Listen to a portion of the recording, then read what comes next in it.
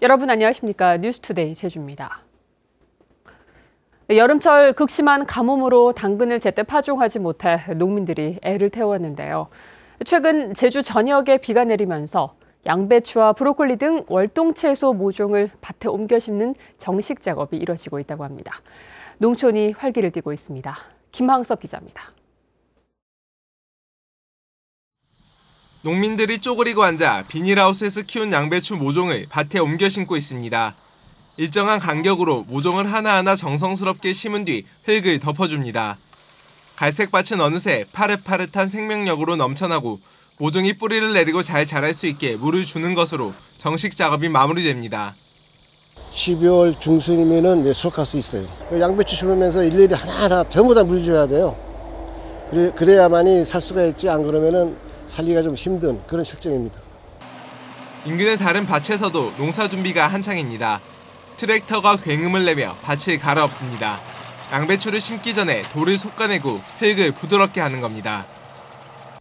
농가들이 월동채소 재배를 위한 본격적인 준비에 들어가면서 농민들도 농산일에 분주해지고 있습니다. 올해 제주 지역의 양배추와 브로콜리 예상 재배 면적은 지난해와 비슷한 3,650헥타르.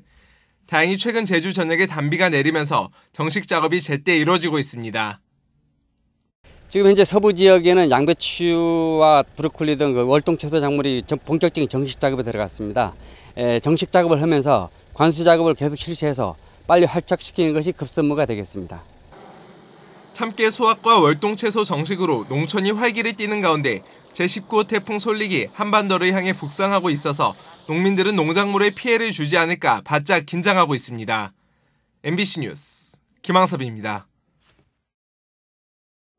서귀포시 대정읍 송악산 유원지 개발 사업이 또다시 환경영향평가에서 제동이 걸렸습니다. 제주도 환경영향평가심의위원회는 지난 17일 회의를 열어 송악산 뉴오션타운 조성 사업에 대해 호텔 층수를 4층으로 조정하고 사업 예정지내 진지동굴 지형조사 등을 다시 실시하라며 재심의 결정을 내렸습니다. 송악산 유원지 사업은 지난해 5월과 12월 두 차례에 걸쳐 경관 훼손이 우려된다는 이유로 환경영향평가에서 재심의 결정을 받았습니다. 에어비앤비라고 들어보셨나요? 일반인들이 빈 방을 관광객에게 내주고 숙박비를 받는 이른바 공유 숙박의 형태인데요. 그런데 누구나 쉽게 등록을 할 수 있는 데다 별다른 검증 절차도 없어 미신고 숙박업소들이 성행하고 있습니다. 이소현 기자입니다. 자치경찰이 한 타운하우스 안으로 들어갑니다. 타운하우스에는 집주인이 아닌 가족 단위 관광객이 머물고 있습니다. 6명의 가족이 8일 동안 머물면서 지불한 금액은 100만 원 안팎. 하지만 이곳은 자연녹지 지역으로 숙박 영업을 하는 것은 불법입니다. 여기 그 숙소를 어떻게 알고 오셨는지? 인터넷에 뭐지 숙박 그 사이트 에어비앤비? 에어비앤비? 예, 거기에서 알아서 왔어요. 인근의 또 다른 펜션도 상황은 마찬가지. 온라인 숙박 중개 사이트에 올린 뒤 손님을 받은 건데 미신고 숙박업소입니다. 올해 7월까지 미신고 숙박업소 적발 건수는 모두 56건. 2년 새 2배 가까이 증가했습니다. 시외권 지역에 타운하우스들이 많이 이제 건설이 됐는데 이런 미분양된 타운하우스를 그 숙박업소로 변형을 해서 하는 식으로 형태가 많이 바뀌었습니다. 에어비앤비는 휴대전화를 통해 본인 인증만 거치면 바로 숙소를 사이트에 등록해 영업을 할 수 있어 영업 장수도 크게 늘었습니다. 문제는 정상적으로 숙박 등록을 하지 않은 수익형 주택 상당수가 온라인을 통해 영업 행위를 버젓이하고 있지만 이 숙박업 등록 여부를 확인할 방법은 없다는 겁니다. 미신고 숙박업체는 안전에 취약한 데다 사건 사고가 발생할 경우 법적으로 보호받을 수 없는데 일부 국가와 도시들은 허가받지 않은 민박들을 모두 에어비앤비에서 퇴출하는 등 규제를 확대하고 있습니다. 제주도는 법적 근거가 없어서 미신고 공유 숙박에 대한 행정처분을 할 수 없다고 밝혔는데 공유 숙박업 법률안은 국회에서 2년째 계류 중입니다. MBC 뉴스 이소연입니다. 양윤경 서귀포시장 예정자에 대한 도의회 인사청문회에서 부동산 문제가 쟁점이 될 전망입니다. 제주도의회 인사청문특위는 오늘 오전 10시 의원회관 대회의실에서 양윤경 서귀포시장 예정자에 대한 인사청문을 실시합니다. 청문위원들은 양 예정자가 공시지가 기준으로 30억 원대에 이르는 부동산을 소유한 가운데 공유지 매입 경위와 투기 의혹 등에 대해 집중 검증할 것으로 전해졌습니다. 또 양 예정자가 4.3 유족회장 신분으로 행정시장 공모에 지원한 만큼 4.3 유족회의 정치 참여를 놓고도 질의가 이어질 전망입니다. 제주 지역 인구에 비해 공급된 주택이 전국 최고 수준인 것으로 나타났습니다. 부동산 정보 서비스 업체인 직방에 따르면 지난 2013년부터 지난해까지 제주 지역에서 준공된 주택은 1000세대당 219호로 전국 17개 시도 가운데 세종시에 이어 두 번째로 많았고 전국 평균인 113호보다 2배 가까이 많았습니다. 올해 상반기에도 제주 지역에서 준공된 주택은 1000세대당 23호로 세종시에 이어 두 번째로 많았습니다.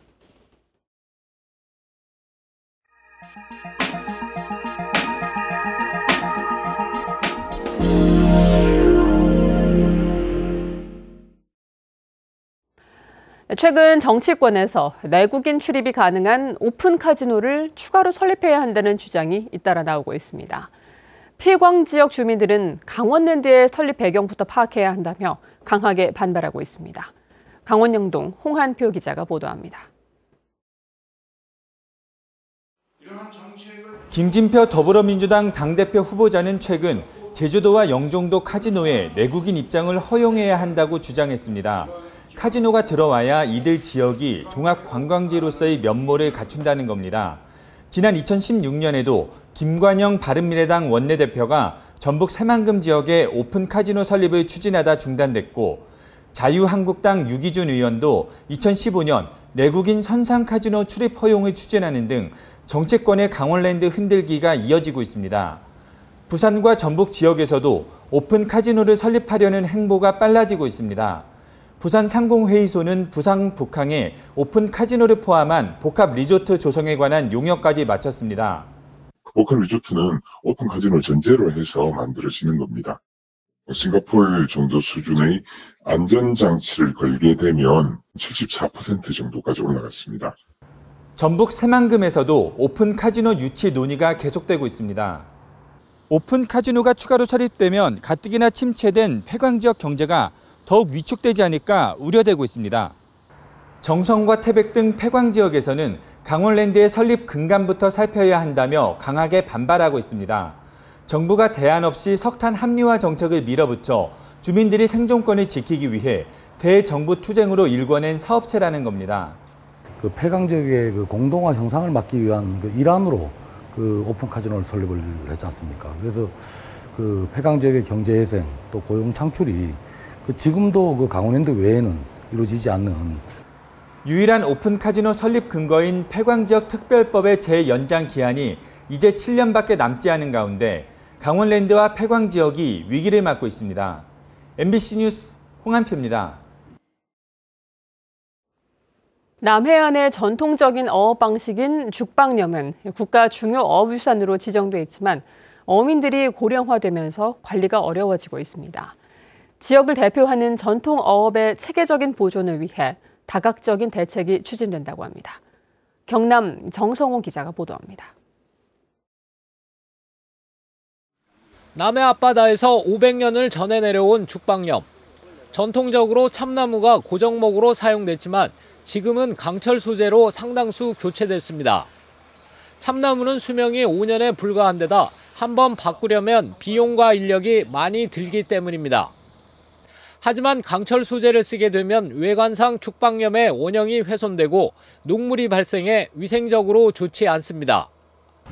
어민들이 고령화되고 어획량이 줄면서 전체 25개 가운데 현재 18개만 원형대로 운영되고 있습니다. 신고를 안 하고 지금 대여가 되는 어장이 한두 건이 되거든요. 그런 분들은 지금 연세가 많으시다 보니까 이 막을 엄두를 못 내는 겁니다. 위기를 맞고 있는 죽방염의 체계적인 보존을 위해 남해군이 다각적인 대책을 검토하고 나섰습니다. 먼저 외형적으로 참나무를 닮았고 반영구적으로 사용할 수 있는 고정목을 개발해 보급하기로 했습니다. 어민 소득을 높이기 위해 죽방염 멸치가 제값을 받도록 브랜드 개발과 홍보, 가공시설 건립을 지원합니다.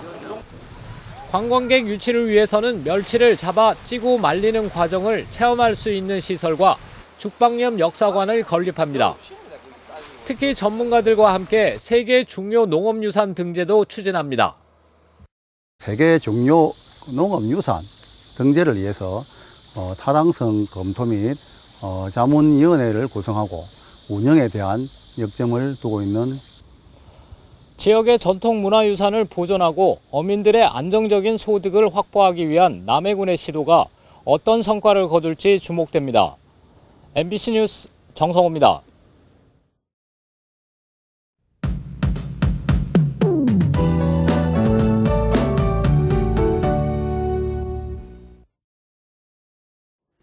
시코 태풍 솔릭이 한반도를 향해 북상하고 있습니다. 솔릭은 현재 중형급의 강한 세력으로 발달한 가운데 현재는 일본 가고시마 남동쪽 940km 해상을 지나고 있는데요.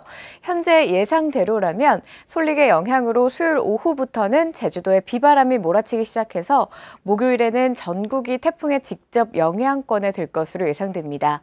이번 태풍은 매우 강한 바람과 함께 비도 동반할 것으로 예상되기 때문에 피해 없도록 미리 대비를 잘 하셔야겠습니다.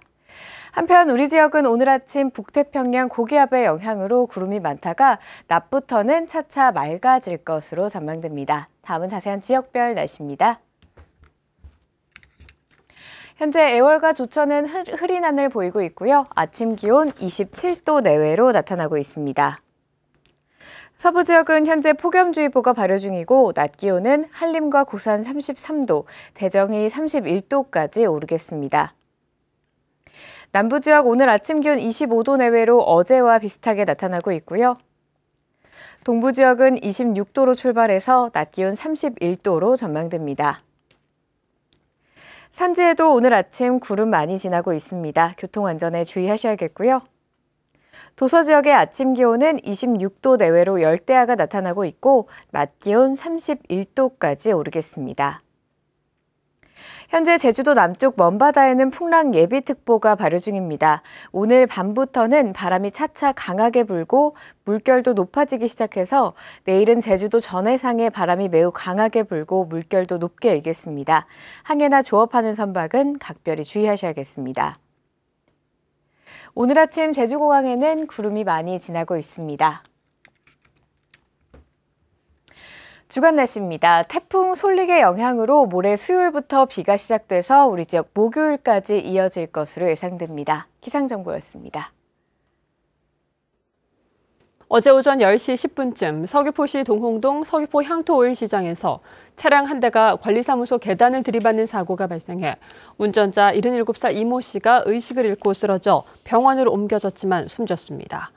경찰은 이 씨가 평소 지병이 있었다는 가족들의 진술을 바탕으로 정확한 사고 원인을 조사하고 있습니다.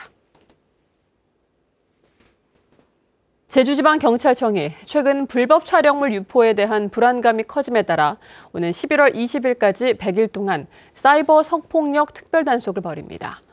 경찰은 사이버 성폭력 특별수사단을 구성해 불법 촬영물이 유통되는 웹하드와 음란 사이트, 커뮤니티 사이트 등에서 불법 촬영물 판매와 공유, 유포 행위 등을 집중 단속할 계획입니다.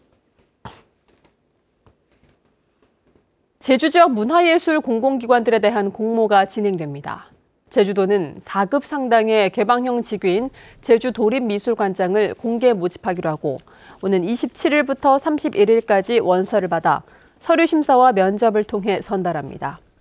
제주문화예술재단은 임원 추천위원회를 구성하고 제9대 이사장에 대한 응모 원서를 다음 달 3일부터 7일까지 받은 뒤 복수의 후보를 도지사에게 추천할 예정입니다. 고등학교 1, 2학년을 대상으로 한 대학 입시 설명회가 오는 25일 제주교육박물관에서 열립니다. 제주도 교육청과 EBS가 공동 주관하는 이번 설명회에는 EBS 대표 강사들이 나서 대학 입시 전형별 성공 전략과 수능 대비 영역별 학습법 등의 정보를 제공할 예정입니다. 여름 들어 제주유나이티드의 부진이 길어지고 있습니다. 제주는 그제 경북 상주에서 열린 K리그 24라운드 상주 상무와의 원정 경기에서 1대1로 비겼습니다. 승점 1점을 더하는 데 그친 제주는 승점 31로 7위에 머물고 있고 지난달 3일 수원을 3대2로 이긴 뒤 최근 9경기에서 승리 없이 4무 5패로 부진한 모습을 보이고 있습니다.